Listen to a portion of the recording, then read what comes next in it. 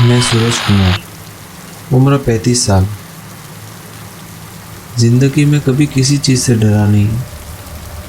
बचपन में शमशान के पास से रात को अकेले गुजरता था, वो भी सीटी बजाते हुए।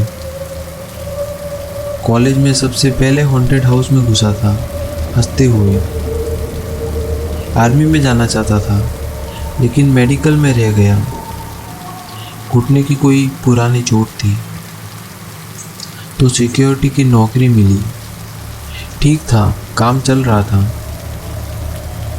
फिर एक दिन एक ऑफ़र आई। पुराने ज़िला अस्पताल में रात की सिक्योरिटी चाहिए थी। सैलरी 3 गुना थी। 3 गुना।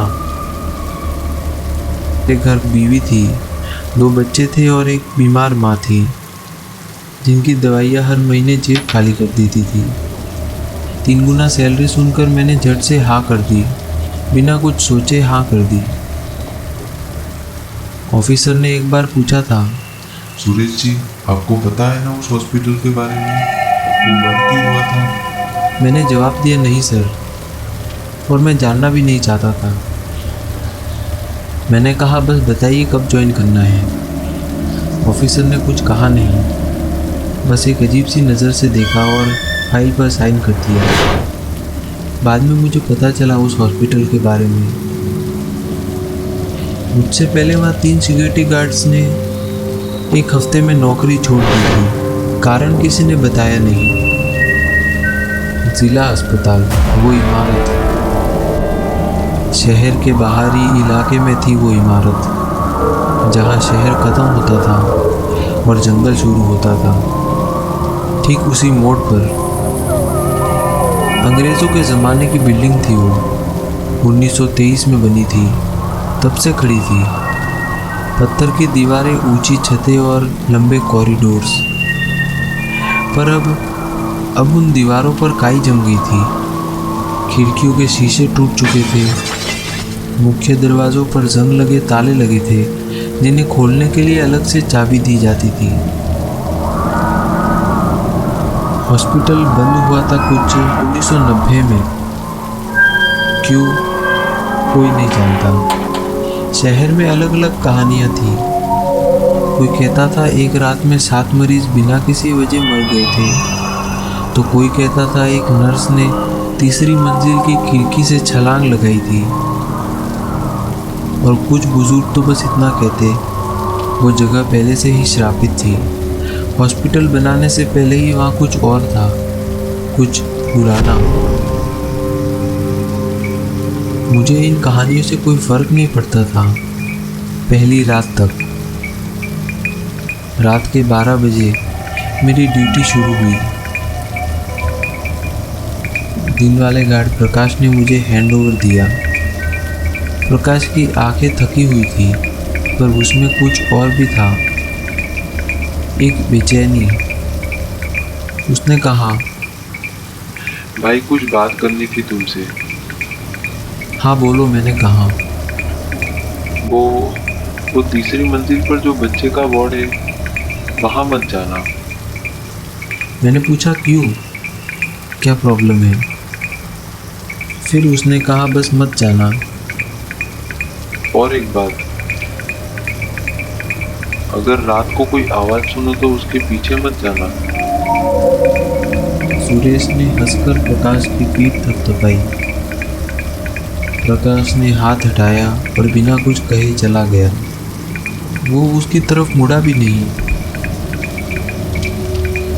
सिक्योरिटी ऑफिस एक छोटा सा कमरा था। ग्राउंड फ्लोर पर अंदर एक टूटी कुर्सी, एक टेबल और 4 छोटे छोटे सीसीटीवी मॉनिटर थे, जो पूरी बिल्डिंग के अलग अलग हिस्से को दिखाते थे। मैं बैठ गया, थर्मोस से चाय निकाली और मॉनिटर देखने लगा। पहली स्क्रीन पर मेन एंट्रेंस, खाली। दूसरी स्क्रीन पर ग्राउंड फ्लोर, कॉरिडोर खाली। तीसरी स्क्रीन, दूसरी मंजिल, खाली। चौथी स्क्रीन, तीसरी मंजिल का कैमरा काम नहीं कर रहा था। बस स्टैटिक आ रहा था, वाइट नॉइस की तरह। मैंने नोट किया और चाय पी। रात के 1 बजे तक तो सब नॉर्मल था। रात के करीब 2 बजे मेरी आँख लग रही थी। मैं मॉनिटर को देख रहा था, तभी स्क्रीन पर ग्लिच हुआ। 1 सेकंड के लिए ही, बस 1 सेकंड। लेकिन उस 1 सेकंड में ग्राउंड फ्लोर के कॉरिडोर वाले स्क्रीन पर कुछ दिखा। एक काला साया, लंबा सा और पतला सा, उल्टा, मतलब सिर नीचे पैर ऊपर, छत पर चल रहा था जैसे कोई मकड़ी हो। फिर स्क्रीन नॉर्मल हो गई थी, कॉरिडोर खाली था। मेरी नींद एक झटके से उड़ गई। मैंने रिवाइंड किया, फुटेज देखी, लेकिन कुछ दिखा नहीं। बस वो एक सेकंड का ही ग्लिच था। मैंने अपने आप को समझाया, कैमरा खराब है, वायरिंग पुरानी है। फिर थर्मस से चाय निकालकर घूंट लेने लगा। लेकिन मेरे हाथ अब थोड़े काँप रहे थे। रात के 2:30 बजे, पहले बहुत धीमे से, जैसे कोई दूर से पत्थर पर उंगली मार रहा हो। मैंने अपना कान लगाया। आवाज ऊपर से आ रही थी, छत से नहीं, ऊपर की मंजिल से आ रही थी। मैं उठा, फ्लैशलाइट उठाई और कॉरिडोर की ओर निकल पड़ा। अंधेरे में फ्लैशलाइट की रोशनी एक पतली सी लकीर की तरह दिख रही थी। हवा बंद जगह में भी चल रही थी, वो ठंडी हवा जो पुरानी इमारत में होती है, जैसे दीवारें सांस ले रही हों। आवाज़ ऊपर से आ रही थी। मैं पहले फ्लोर पर पहुंचा, लेकिन आवाज़ और ऊपर से आ रही थी। मैं दूसरे फ्लोर पर पहुंचा, लेकिन आवाज़ और ऊपर से आ रही थी। मैं तीसरी मंजिल पर पहुंचा। हाँ, आवाज़ यहीं से आ रही थी। तीसरी मंजिल पर तो वो बच्चों का वार्ड था, वही वार्ड जिसके बारे में प्रकाश ने कहा था वहाँ मत जाना। वार्ड का दरवाज़ा बंद था, एक हेवी लोहे का दरवाज़ा, उस पर एक बड़ा सा ताला था, लेकिन दरवाज़ा थोड़ा खुला हुआ था। ताला लगा था, लेकिन दरवाज़ा खुला था, जैसे किसी ने अंदर से धकेला हो। मैंने कहा, यार ये कैसे पॉसिबल है? लेकिन वो टैपिंग और भी तेज़ हो गई थी। आवाज़ अंदर से ही आ रही थी, रेगुलर और रिदम में, जैसे कोई बच्चा फर्श पे खेल रहा हो, अपनी उंगलियां ज़मीन पर मार मार कर। मैं एक बार के लिए वहीं रुका। मैंने सोचा जाना तो नहीं चाहिए, लेकिन अगर कोई चोर हुआ तो ये मेरी ड्यूटी है वहाँ चेक करना। मैंने दरवाज़ा धकेला और अंदर घुस गया। वार्ड में अंधेरा था, फ्लैशलाइट की रोशनी में जो दिखा वो वार्ड में पुराने बेड थे, जंग खाए, फटी पुरानी मैट्रेस, दीवारों पर पुराने कार्टून के पोस्टर लगे थे, जिनके चेहरे वक्त के साथ इतने धुंधले हो चुके थे कि वो मुस्कुराते नहीं दिखते थे, डरावने लगते थे। फर्श पर टूटे हुए टॉयज बिखरे थे, पुरानी साइकिल, एक गुड़िया जिसकी आंखें निकल चुकी थी। मैं आगे बढ़ा। अब वो आवाज़ बहुत करीब थी। मैंने फ्लैशलाइट नीचे की तरफ किया। फर्श पर वहाँ एक टूटी हुई गुड़िया थी और उसकी टूटी हुई बाह फर्श पर टैप कर रही थी। खुद ब खुद, कोई हवा नहीं, कोई नहीं था, लेकिन वो बाह हिल रही थी। मेरा फ्लैशलाइट अचानक फ्लिकर करके बंद हो गया। वार्ड में अंधेरा फैल चुका था। मेरी सांसें रुक गई थी। मैंने जल्दी से फ्लैशलाइट की बैटरीज निकाली। वो ठीक थी। मैंने फिर बैटरीज लगाई। फ्लैशलाइट नहीं जला। अंधेरे में बिल्कुल पास से एक सांस की आवाज़ आई। ठंडी सांस, कान के बिल्कुल पास। और फिर एक आवाज़, एक बच्चे की आवाज़। पर कुछ उसमें गलत था, जैसे टेप को उल्टा बजाया हो। मैं पलटकर दरवाजे की तरफ भागा तो धड़ाम से दरवाज़ा बंद हो गया। मैंने हैंडल घुमाया, नहीं खुला। दोनों हाथों से धकेला, फिर भी नहीं खुला। मैंने पूरा जोर लगाया। मैं चिल्लाने लगा, दरवाज़ा खोलो, दरवाज़ा खोलो। मेरी आवाज़ उस वार्ड की दीवारों में टकराई और वापस आई। मैंने रेडियो निकाला। हेलो हेलो, कोई है? मैं 3rd फ्लोर पे हूँ, चिल्ड्रंस वार्ड में हूँ।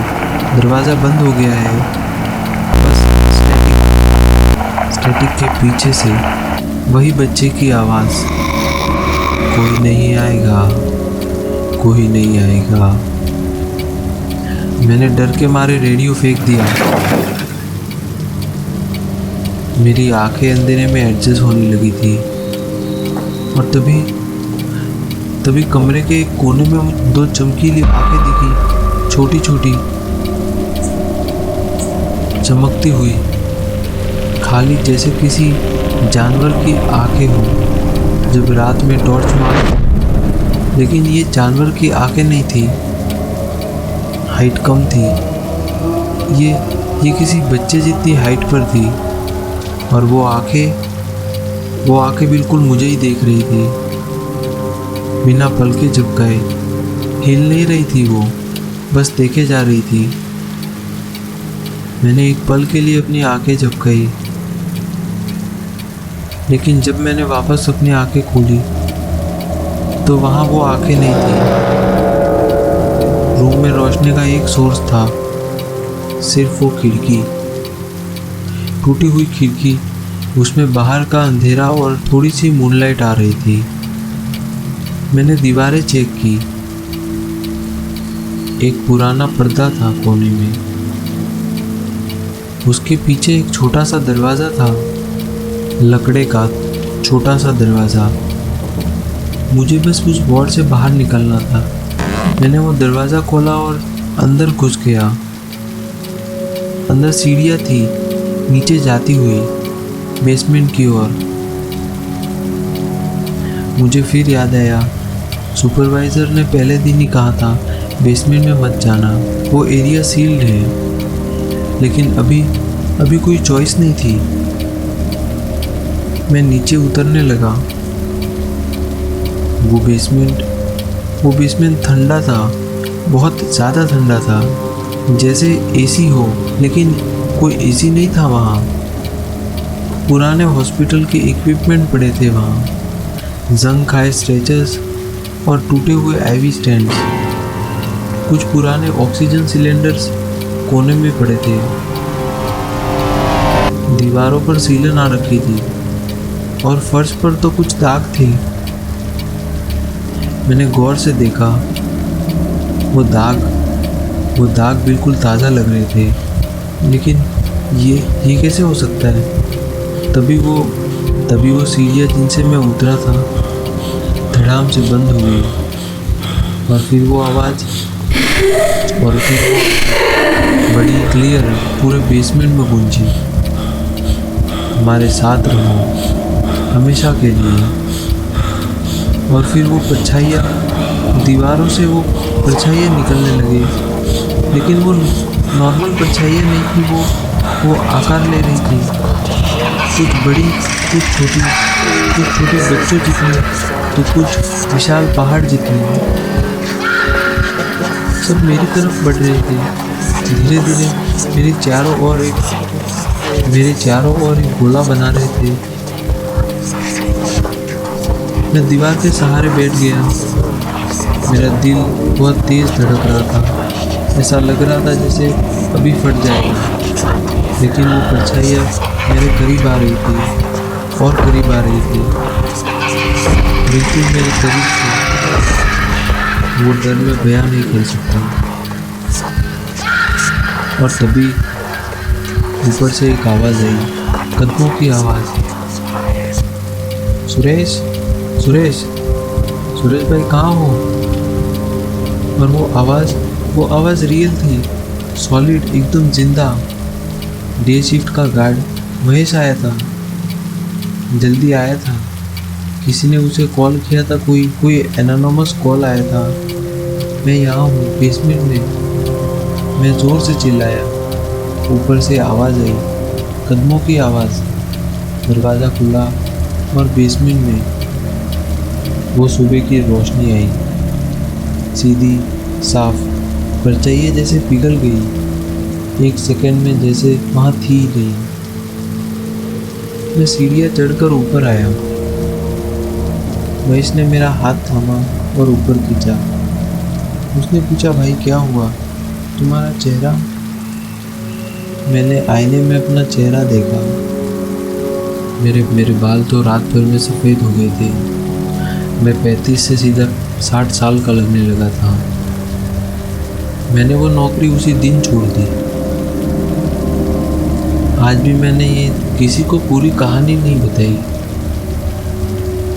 क्योंकि जब मैंने महेश को थोड़ा बताने की कोशिश की, महेश की आंखें एक अजीब सी जगह पर टिक गई, बिल्कुल मेरे पीछे, जैसे कोई खड़ा हो।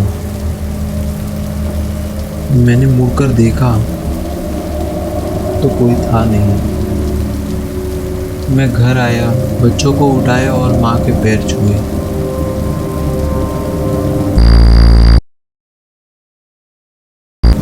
– 2011 अक्टूबर का महीना। भिलाई के एक थाने में एक आदमी आया। सुबह के 6 बजे, भीगा हुआ, कांपता हुआ, आंखें इस तरह खुली थी जैसे पलके झपकाना ही भूल गया हो। उसके हाथ में एक कागज़ था, मुड़ा हुआ, गीला, कीचड़ में सना हुआ। ड्यूटी ऑफिसर ने पूछा, क्या हुआ? कौन हो तुम? आदमी ने कागज़ टेबल पर रखा और बोला, पढ़ो, पहले इसे पढ़ो। ऑफिसर ने कागज़ खोला। उस पर लिखा था, कांपते हाथों से। कुछ जगह स्याही फैली हुई थी तो कुछ जगह कुछ लाल रंग से लिखा था। उस पर लिखा था, ये रूल्स मेरे लिए नहीं, ये रूल्स तुम्हारे लिए हैं। इन्हें फॉलो करो, वरना जो मुझे हुआ वो तुम्हें भी होगा। और नीचे, उस कागज़ के नीचे 3 रूल्स थे। ऑफिसर ने ऊपर देखा, आदमी की तरफ। आदमी का नाम था रविशंकर और ये उसकी कहानी है। रवि, उम्र 26 साल, स्टील प्लांट में हेल्पर की नौकरी थी, पर प्लांट में लेऑफ के बाद रवि की नौकरी चली गई। घर में माँ थी, एक छोटा भाई था जो अभी भी पढ़ रहा था, और हर महीने की 15 तारीख को एक लोन की EMI थी जो रवि ने घर बनाने के लिए ली थी। नौकरी के बिना 3 महीने बहुत मुश्किल से निकले थे। फिर एक दिन मोहल्ले के नोटिस बोर्ड पर एक पर्ची लगी मिली, नाइट सिक्योरिटी गार्ड के लिए। उस पर लिखा था, रात की सिक्योरिटी के लिए गार्ड चाहिए, पुरानी बालाजी टेक्सटाइल फैक्ट्री, गांव के बाहर, सैलरी नकद रोज़ाना। नीचे एक नंबर लिखा था। रवि ने कॉल किया, बात हुई। फैक्ट्री का मालिक था, बुजुर्ग, आवाज़ में एक थकान थी, जैसे बहुत बूढ़ा हो। मालिक ने कहा, बेटा, रात की शिफ्ट है, अकेले रहना होगा। मैं रात में वहाँ नहीं आता। कभी नहीं आता। ठीक है, जवाब दिया उसने। मालिक ने फिर कहा, और बेटे, वहाँ एक नोटिस बोर्ड है, उस पर कुछ रूल्स लिखे हैं। वो रूल्स बहुत जरूरी है, उन्हें पढ़ लेना और फॉलो करना, हर हाल में फॉलो करना। उसने जवाब दिया, जी। वो बुजुर्ग थोड़ी देर चुप रहे और एक बात उन्होंने कहा। आवाज़ अब और धीमी थी। अगर कभी लगे कि तुम्हारे बस की नहीं है तो बेझिझक छोड़ देना। कोई बुराई नहीं, कोई ट्रीटमेंट नहीं, बस छोड़ देना।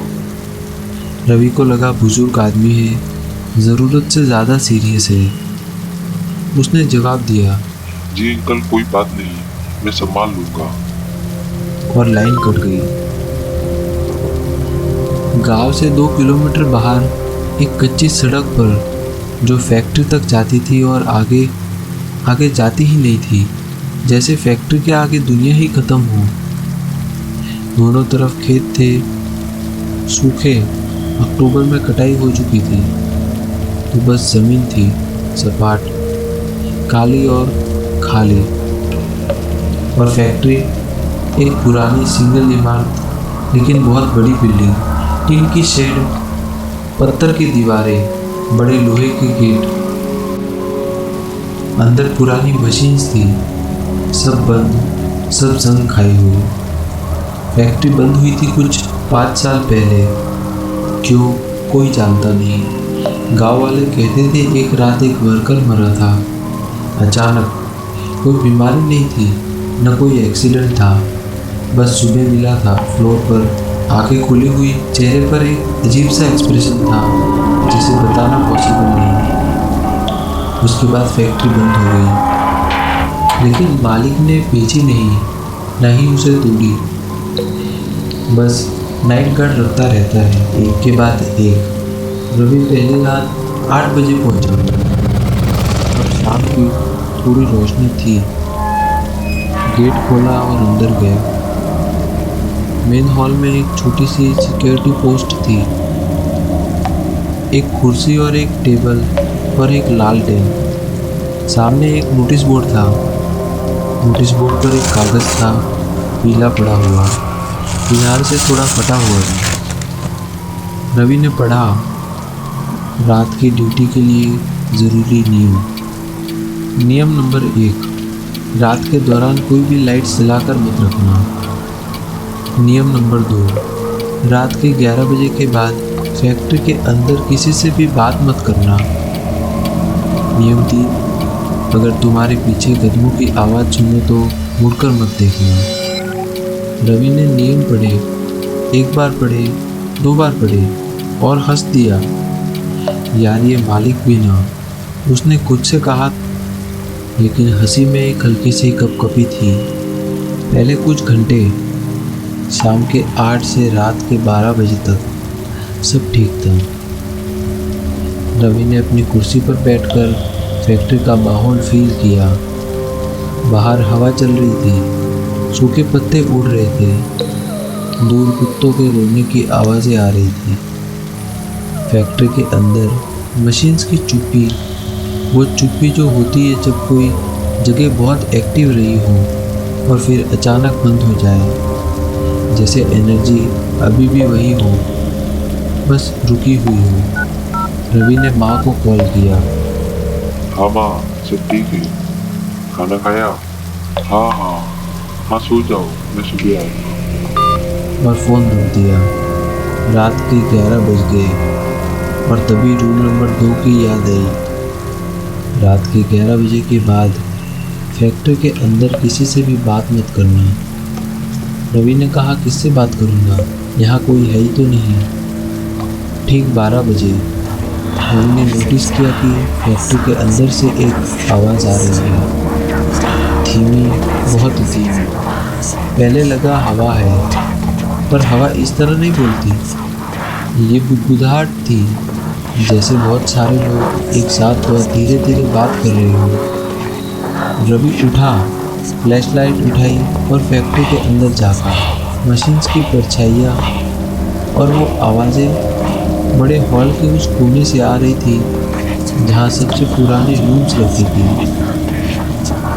रवि आगे बढ़ने लगा और तभी उसे याद आया, रूम नंबर 2। रात के 11 बजे के बाद किसी से भी बात मत करना।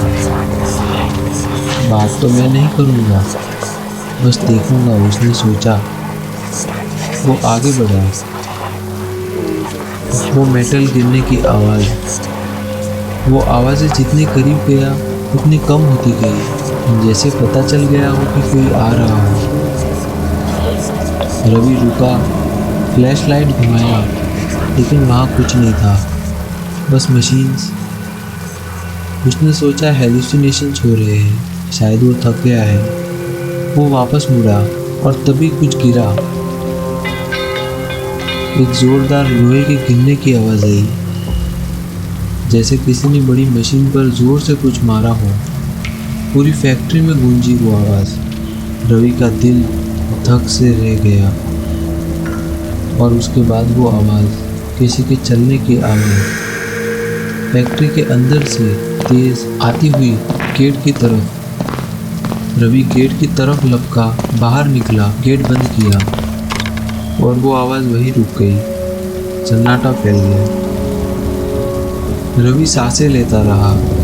बाहर, गेट के बाहर कोई था। अंदर कोई इंसान, चोर होगा, उसने मन ही मन सोचा। उसने फ़ोन निकाला और पुलिस को कॉल करे, लेकिन आवाज़ बंद हो गई थी। अब कोई चल नहीं रहा था अंदर, और अगर पुलिस आई और कुछ नहीं मिला तो नई नौकरी, पहली रात। रवि वापस गेट के अंदर गया, पोस्ट पर बैठ गया। रात के 12:15।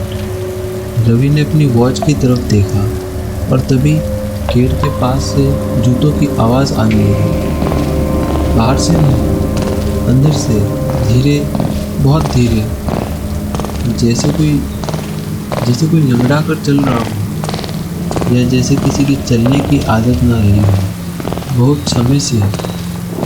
थम रुको, थम रुको। रवि की पीठ गेट की तरफ थी।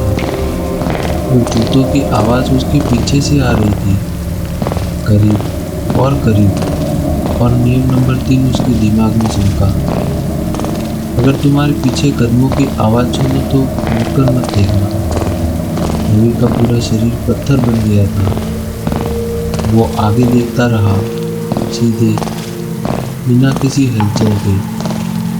वो जूतों की आवाज़ और करीब आई, इतनी करीब कि रवि को एहसास हुआ कि जो चल रहा था वो अब उसके बिल्कुल पीछे खड़ा था, एकदम पीछे। ठंडी हवा आई गले पर। रवि आंखें भी बंद की। मत देखना, मत देखना। 1 मिनट, 2 मिनट। रवि अपने आप से कहने लगा, मत देखना, मत देखना, मत देखो।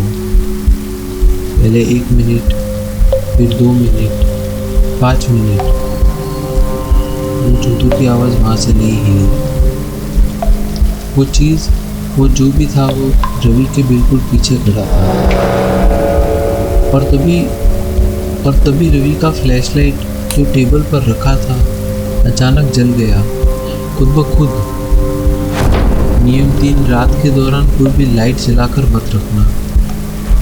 रवि ने झट से फ्लैशलाइट की तरफ हाथ बढ़ाया बंद करने के लिए, और उसी मोमेंट पर उसने गलती कर दी। वो मुड़ गया, सिर्फ थोड़ा सा ही, आदत से, फ्लैशलाइट की तरफ देखने के लिए, और उसकी नज़र पड़ी उसके ठीक पीछे। वहाँ कुछ था। रवि आज उसे डिस्क्राइब नहीं कर पाता, थाने में भी नहीं कर पाया।